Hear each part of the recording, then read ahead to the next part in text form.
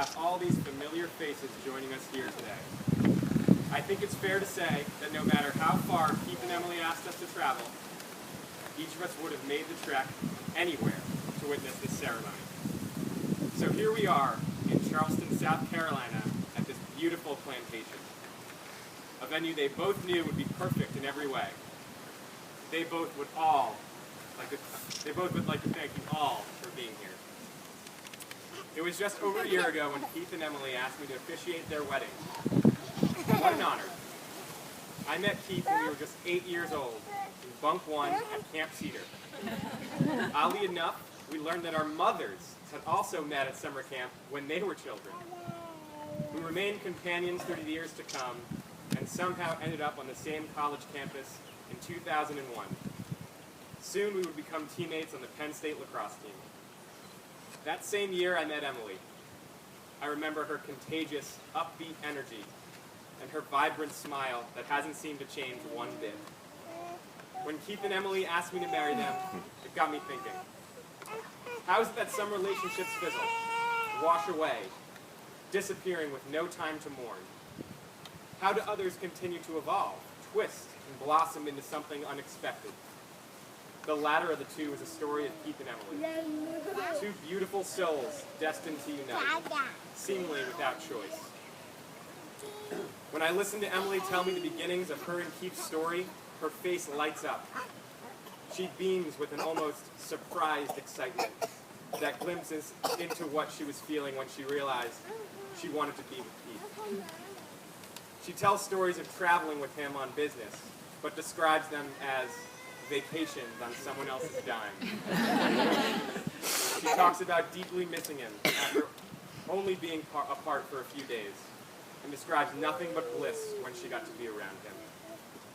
Keith's account is equally as charged. He knew Emily was the one right from the start. This couple that stands before you today would both agree when they first met over 12 years ago, they would have never thought they'd be here right now. Like I said before, some relationships have the ability to shift, to change into something unexpected. Some relationships have a destiny that we just can't see at first. We have to remain open and let life have its fun. Emily and Keith will now hand a rose to Emily's mother, Carol, and Keith's mother, Robin. The rose serves as a very small token of appreciation for a lifetime of support, compassion, and love. Emily and Keith hope to emulate the aforementioned characteristics set forth by their mothers and in their own lives.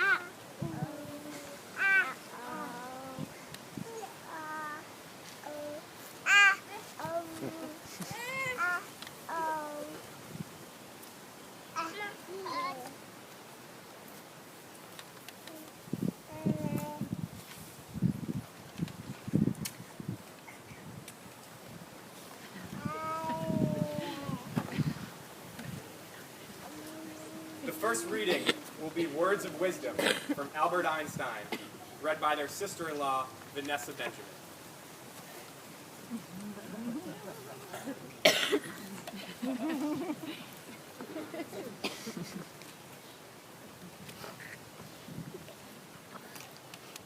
Gravitation cannot be held responsible for people falling in love.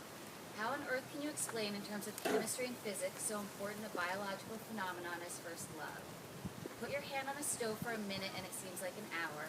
Sit with that special girl for an hour and it seems like a minute. That's relativity.